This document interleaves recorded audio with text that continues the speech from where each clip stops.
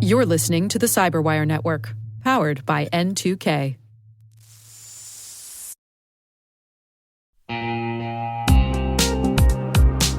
Ever wished you could rebuild your network from scratch to make it more secure, scalable, and simple? Meet Meter, the company reimagining enterprise networking from the ground up. Meter builds full-stack, zero-trust networks, including hardware, firmware, and software, all designed to work seamlessly together. The result? Fast, reliable, and secure connectivity without the constant patching, vendor juggling, or hidden costs. From wired and wireless to routing, switching, firewalls, DNS security, and VPN, every layer is integrated and continuously protected in one unified platform. And since it's delivered as one predictable monthly service, you skip the heavy capital costs and endless upgrade cycles. Meter even buys back your old infrastructure to make switching effortless. Transform complexity into simplicity and give your team time to focus on what really matters, helping your business and customers thrive. Learn more and book your demo at meter.com/cyberwire. That's meter.com/cyberwire.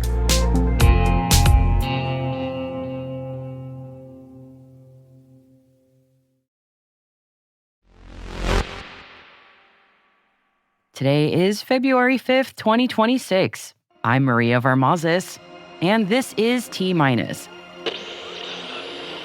T-minus 20 seconds to LOS T-Drift. Go for deploy. Roger, roll.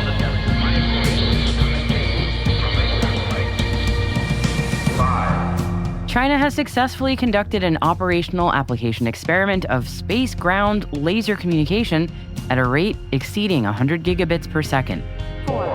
A new laboratory that will help UK companies develop and test the engines powering the next generation of satellites has opened at Harwell Science and Innovation Campus in Oxfordshire. TrustPoint has been awarded a contract to adapt and upgrade the company's commercial C-band positioning, navigation, and timing payload. Voyager Technologies and Max Space have announced a strategic partnership to advance expandable space exploration technology. Tomorrow.io has raised $175 million to accelerate the deployment of a DeepSky AI-native weather satellite constellation.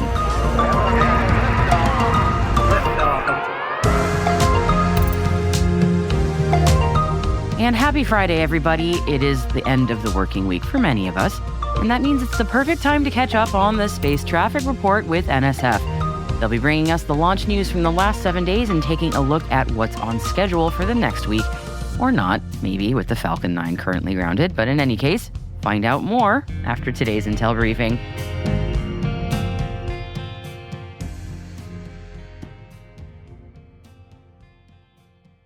Happy Friday, everybody. Let's dive into today's headlines.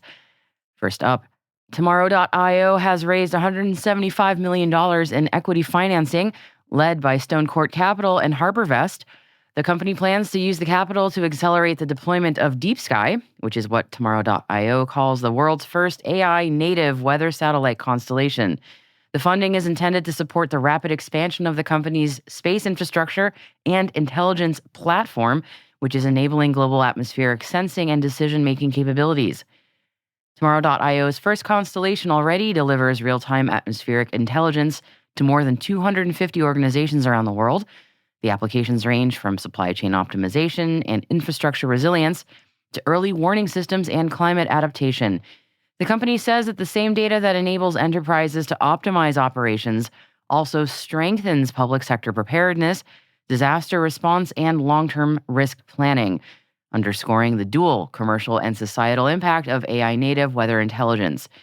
Tomorrow.io says the planned DeepSky constellation will dramatically increase revisit rates, expand coverage in data-sparse regions, and enable faster refresh cycles for global and regional forecast models. Congratulations to them on the raise. Voyager Technologies and Max Space have announced a strategic partnership to advance expandable space exploration technology. The collab brings together Voyager's experience delivering mission-critical space systems and infrastructure with Max Space's high-volume, low-mass expandable structure technology.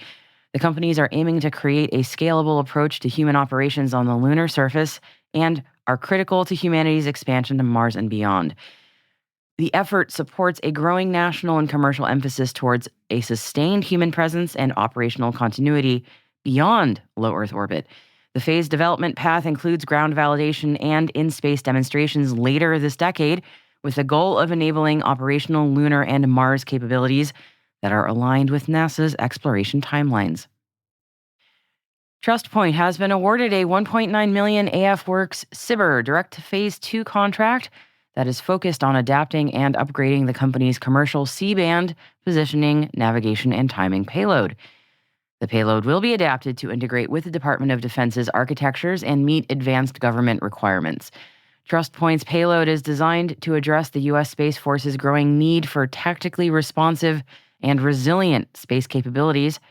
The upgraded payload will bolster resistance to GPS jamming and spoofing and expand the operational resilience of PNT in contested environments.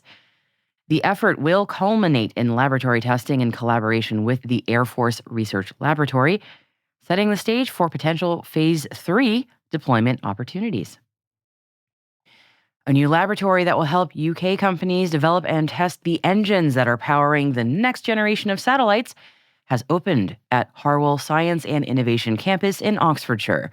The disruptive experimental electric propulsion lab, known as Deep Lab, was built by space technology company Magdrive, and it aims to give British businesses access to specialist testing facilities for electric propulsion systems, which are used for satellites to maneuver, maintain their orbits, and travel further into space using less fuel than traditional chemical rockets. The £3.8 million facility has been established with £1.8 million from the UK Space Agency's Space Clusters Infrastructure Fund and £2 million of company investment. While Magdrive will be its largest user, the 10,000 square foot lab is open to startups, established aerospace firms, and academic researchers across the UK space sector. And China has successfully conducted an operational application experiment of space-ground laser communication at a rate exceeding 100 gigabits per second.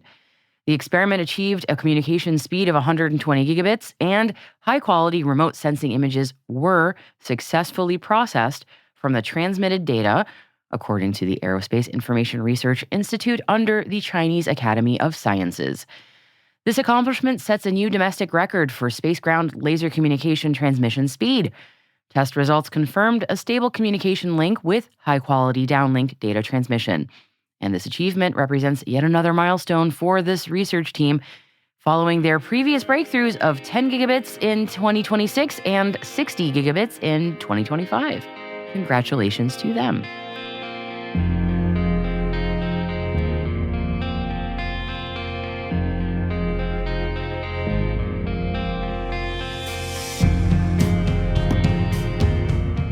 And that wraps up today's Intel Briefing, my friends. Head to the selected reading section for more information on all of the stories mentioned in today's show.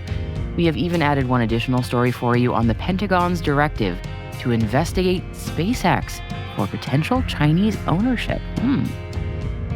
Tomorrow, be sure to check your podcast feed for T-Minus Deep Space.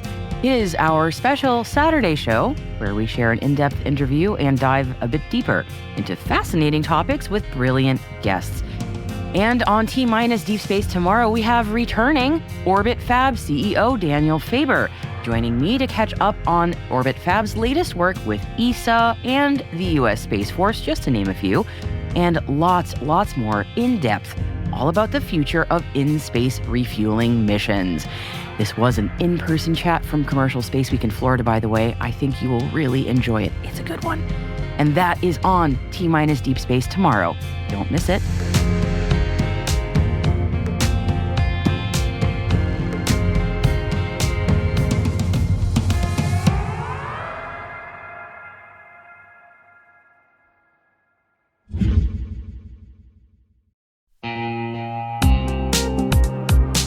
If securing your network feels harder than it should be, you're not imagining it. Modern businesses need strong protection, but they don't always have the time, staff, or patience for complex setups. That's where NordLayer comes in. NordLayer is a toggle-ready network security platform built for businesses. It brings VPN, access control, and threat protection together in one place.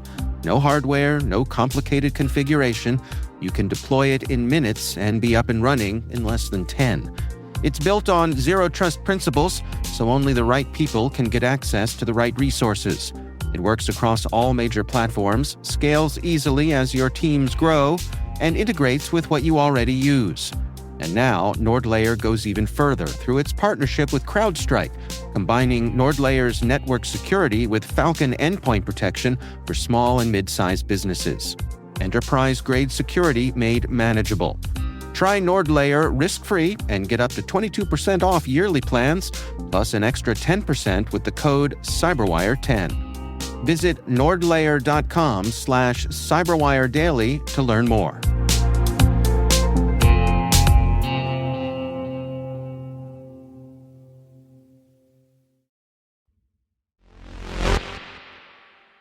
I'll hand you over now to the team at nasaspaceflight.com.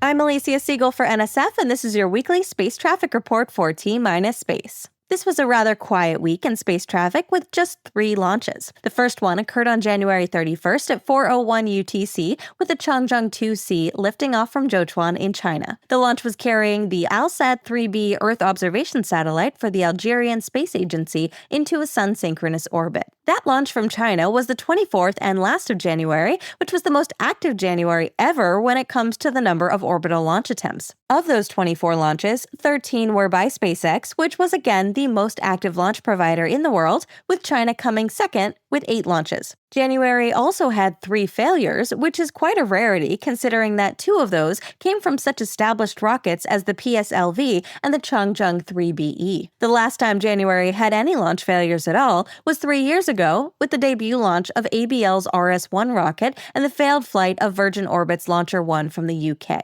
February didn't start completely failureless either. On February 2nd at 1547 UTC, a Falcon 9 lifted off from Vandenberg in California carrying another batch of Starlink V2 mini satellites into orbit. While the primary mission of launching those satellites and deploying them was a success, the second stage failed to deorbit after satellite deployment. According to SpaceX, the second stage experienced what the company calls an off-nominal condition while it was preparing for that deorbit burn. The second stage then re-entered a few orbits later due to its low perigee. In its release, SpaceX also mentioned that teams were reviewing data and determining root cause and corrective actions before returning to flight. The FAA also issued its own statement requiring SpaceX to conduct a mishap investigation as a result of this incident. That means that upcoming Falcon 9 launches licensed by the FAA may be affected until the agency clears the rocket to return to flight. The third and final launch of the week happened this Thursday, February 5th at 1859 UTC with a Soyuz 2.1B rocket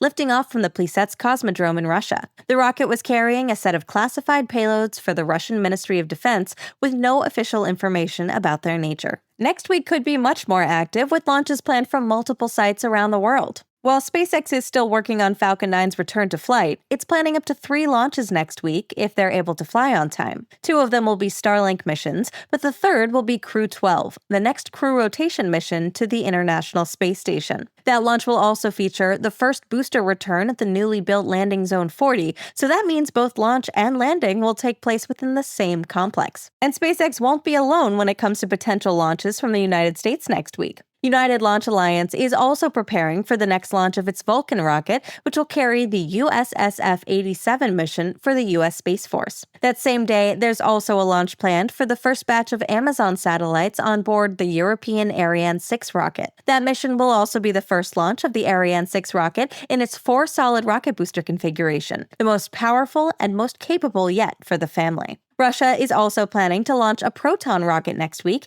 carrying the Electro-L No. 5 satellite into geosynchronous transfer orbit. This launch had originally been planned for late December, but a software glitch on the second stage forced the rollback of the rocket and a delay of more than 1 month. This will also be the first launch of a Proton rocket in almost 3 years, so as you can see, these are becoming a rarity. And from China, we'll have 2 orbital launches next week. The first one should be this weekend and could be carrying the secretive Chinese experimental spaceplane that the country has flown on at least 3 prior occasions. A Jielong 3 is also planned to launch next week from a barge off the coast of the city of Haiyang. But all eyes will be on a suborbital launch that could happen next week from the Wenchang Space Launch Site. Preparations have been underway at the spaceport's Launch Complex 301 for the in-flight abort test of the Mengzhou spacecraft. Mengzhou is China's next-generation crew spacecraft, which will replace the current Shenzhou spacecraft in low Earth orbit and will be used for its lunar program. Thus, the success of this test will determine whether China's future human spaceflight programs will continue to progress on time or not,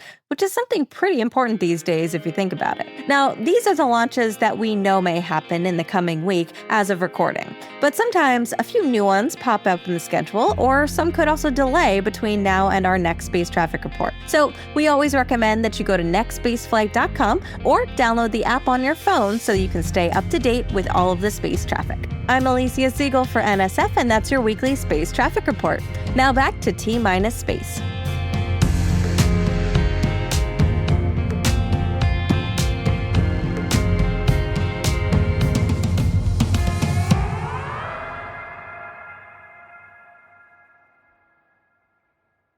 We'll be right back.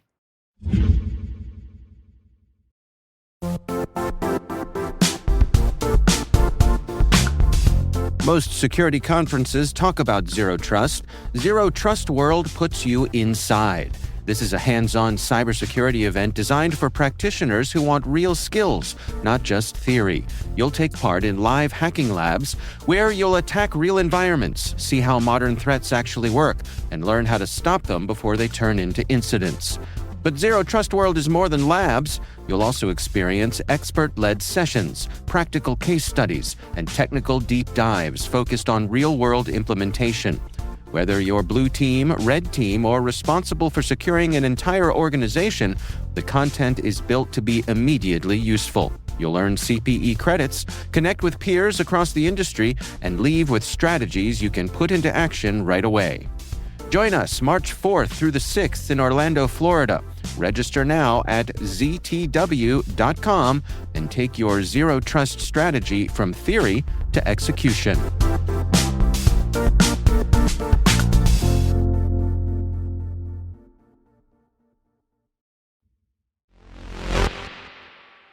Welcome back. There are a million flavors of jokes that I know I've overheard from my veteran friends about military grade, meaning made by the lowest bidder. And I think similarly, there have got to be some jokes out there about what space-age technology really means. In the common usage, people say it to mean the latest and greatest. But truly, maybe it should mean equipment that's often more than a decade behind where we are at in the consumer world, right? So color us all a little bit genuinely pleasantly surprised when we heard the latest from NASA Administrator Jared Isaacman. It's official, my friends. NASA astronauts are getting a very 21st century upgrade in their latest missions. Smartphones cleared for spaceflight. Yes, this is for the very first time, if you can believe it. Starting with Crew 12 and Artemis 2, crews will use modern phones to capture life in orbit and beyond for Artemis 2, of course. In the meantime, it's noteworthy that in the background, NASA will be speeding up how it qualifies hardware for flight. That has been a long-standing complaint, hasn't it? Space age no longer will need to mean flying vintage consumer tech. What? Yeah, right? Granted, in the grand scheme of things, this is absolutely a small change. But that Isaacman took to social media to share this update is indeed an important signal that he is looking to shift NASA towards faster, more sleek operations, if you will, shorter development cycles, and sustained missions around the moon. Now, I will shelve my comments about the heritage of the SLS flight hardware, but truly, sometimes progress isn't a flashy new rocket. Sometimes it's simply proving that spaceflight can finally keep up with the technology that's already in our pockets. Space age, indeed.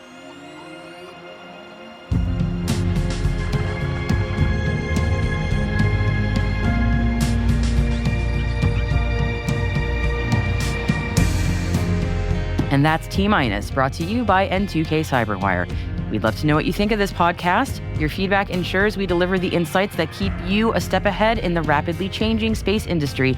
If you like the show, please share a rating and review in your podcast app.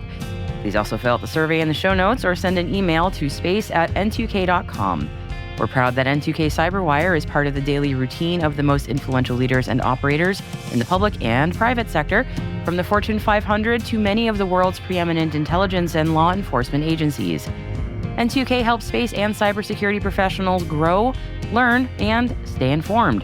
As the nexus for discovery and connection, we bring you the people, the technology, and the ideas shaping the future of secure innovation. Learn how at n2k.com. N2K senior producer is Alice Caruth. Our producer is Liz Stokes. We are mixed by Elliot Peltzman and Trey Hester, with original music by Elliot Peltzman. Our executive producer is Jennifer Iben. Peter Kilpie is our publisher, and I am your host, Maria Varmazes. Thank you for listening. We'll see you next time.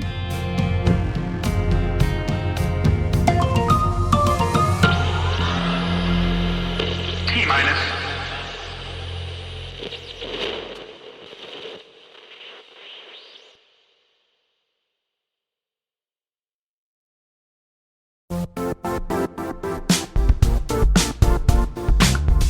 If you only attend one cybersecurity conference this year, make it RSAC 2026.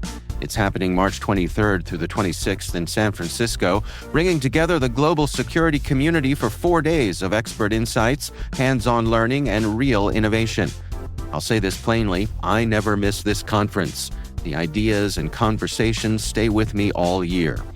Join thousands of practitioners and leaders tackling today's toughest challenges and shaping what comes next.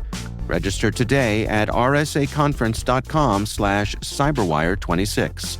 I'll see you in San Francisco.